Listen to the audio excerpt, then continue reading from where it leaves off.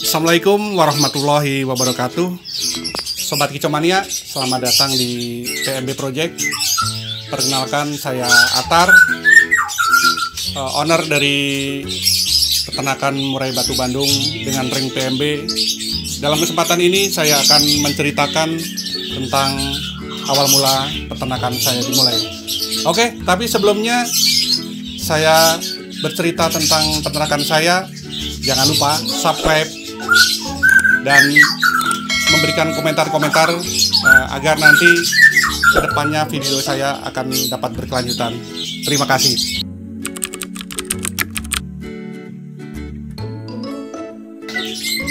Peternakan saya terletak di Kota Bandung, Jawa Barat, tepatnya di sebelah timur Terminal Cicahem. Dan untuk lebih lengkapnya lagi, alamat maupun nomor WA saya bisa dilihat nanti di deskripsi.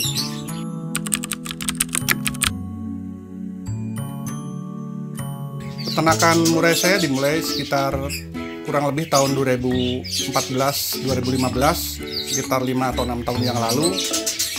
Berawal saya dari mencoba beternak kenari, karena kemudian harga kenari mulai jatuh. Saya mulai berpikir untuk beralih ke peternakan murai batu, karena secara nilai ekonomis saya lihat dari murai batu tersebut mempunyai harga yang cukup stabil dan mempunyai penggemar yang cukup banyak, dan setiap generasi selalu ada yang menjadi penggemar murai batu.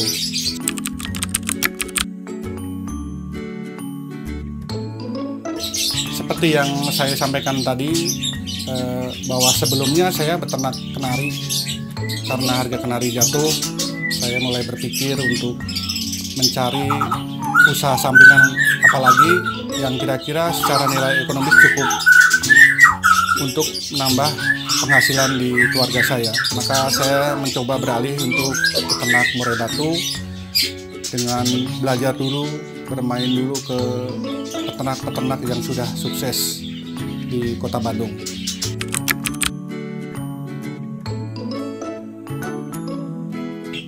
Modal awal saya beternak murai batu kurang lebih sekitar 10 juta. Dengan rincian waktu itu saya belikan murai jantan. Saya masih ingat waktu itu beli dari Mas Yusuf Saido yang rumahnya di Cimahi. Saya beli di pagelaran salah satu kontes burung di Harmoni dengan nominal 5.500.000, dan saya juga beli betina ke beliau dengan harga 2.700.000. Sisanya saya belikan bahan-bahan untuk membuat kandang 3 lokal. Ini adalah kandang pertama saya, kandang kedua, dan ini kandang ketiga. Ini adalah 3 kandang yang menurut saya sangat bersejarah, karena ini awal mula saya beternak murai batu.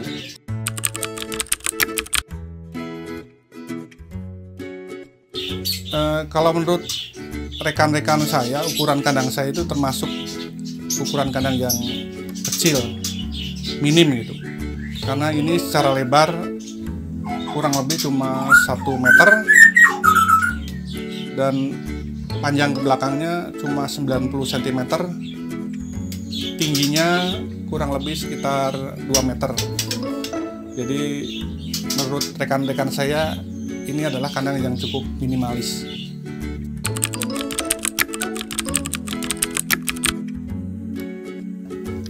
Seperti saya jelaskan tadi, dengan ukuran kandang saya yang cukup minim, ada beberapa hal yang harus kita perhatikan agar murai batu kita tetap produksi dengan baik.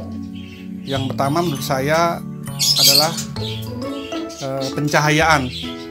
Pencahayaan, walaupun tidak 100% cahaya matahari masuk, setidaknya pencahayaan dari atap, sinar matahari tetap bisa masuk. Itu yang pertama. Yang kedua, tentunya sirkulasi udara harus tetap berjalan dengan bagus. Pergerakan udara baik yang masuk maupun keluar itu diusahakan ada lubang-lubang yang memungkinkan udara tersebut bisa keluar masuk.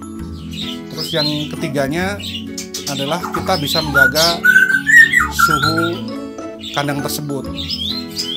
agar suhu tersebut membuat murai batu yang kita ternakan itu merasa nyaman. Apa ukuran kenyamanan dari suhu kandang tersebut?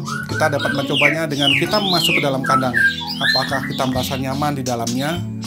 Kalau kita merasa nyaman di dalamnya, tentunya burung yang kita pelihara juga merasa nyaman.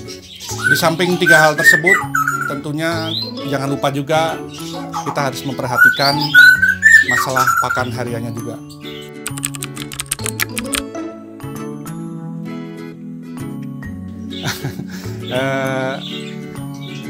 Alhamdulillah dari ternak murai ini saya mendapat tambahan untuk income keluarga saya. Ya kalau dihitung-hitung ya kemungkinan ada sekitar kurang lebih lah 10 juta. Ya kadang bisa lebih, kadang bisa kurang, tergantung dari produksi dari kandang saya juga. Tapi yang terpenting bagi saya, besar maupun kecil, dari penghasilan murai batu ini saya menikmatinya dan saya selalu mensyukurinya. Terlebih lagi dengan beternak murai batu ini, alhamdulillah yang dulunya saya mengontrak akhirnya dapat membeli sebuah rumah yang sederhana. Itu lebih dari cukup bagi saya untuk mensyukuri dari hasil dari ternak murai ini.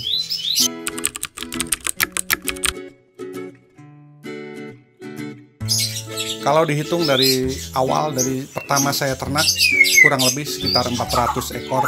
Itu pun mungkin bisa lebih karena ada ring yang terpasang, ternyata anak tersebut mati. Ringnya saya lepas dan saya pasangkan ke anak yang baru gitu.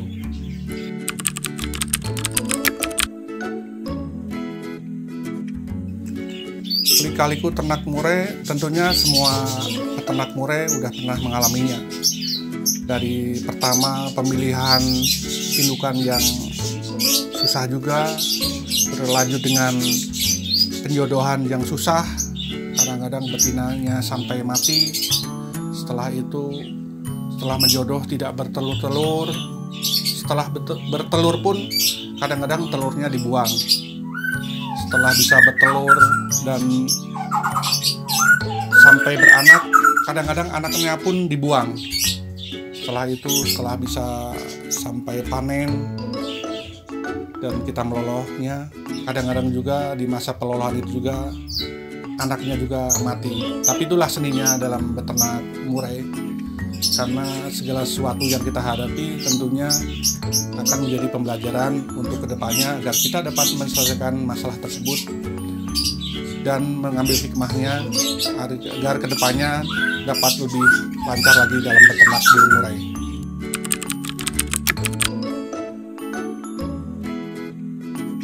Saya menjual anakan murai batu bervariasi harganya, kisaran antara 2 juta sampai 3 juta rupiah. Kenapa saya bedakan harganya? Karena memang ada beberapa indukan yang berbeda juga, baik dari segi ekor standar, ekor panjang, maupun indukan yang berprestasi. Itu tentunya mempengaruhi harga jual juga.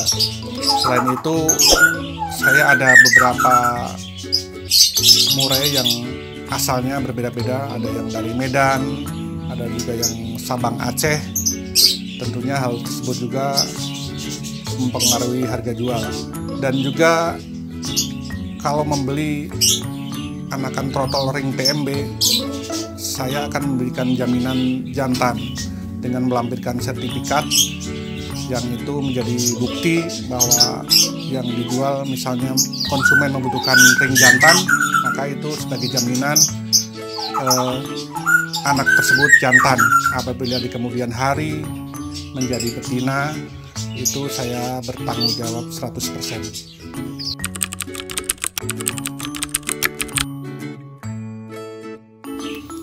Untuk rekan-rekan yang baru mulai belajar ternak murai, saya ada beberapa tips yang mungkin bisa diterapkan. Yang pertama adalah kita jangan terlalu berpikir ke hasilnya secara ekonomi.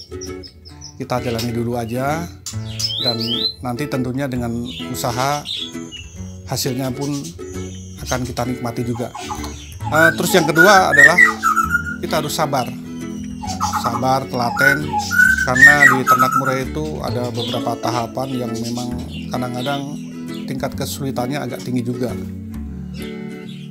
Terus selanjutnya kita melakukan ternak murai itu dengan prinsip hobi. Kenapa saya menyampaikan dengan prinsip hobi?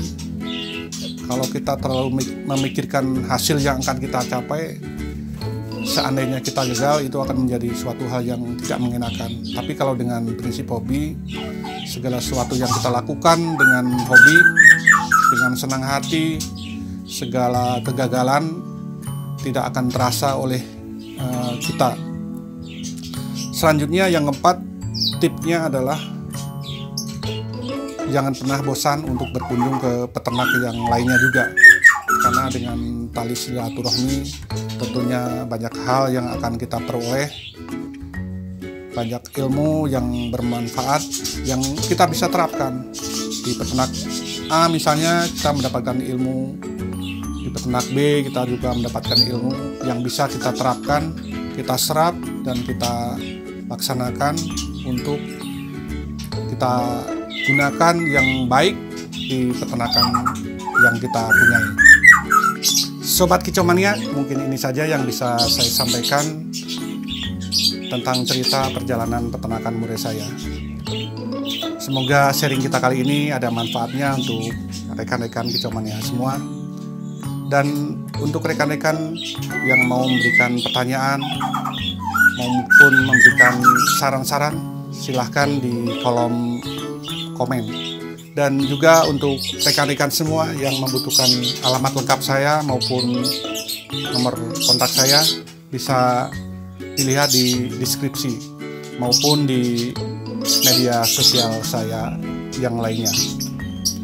Dan jangan lupa like, komen, share, dan juga subscribe. Dan juga untuk menyalakan lonceng pemberitahuan agar rekan-rekan semua selalu bisa mengikuti video-video dari saya. Salam Jaya Lestari.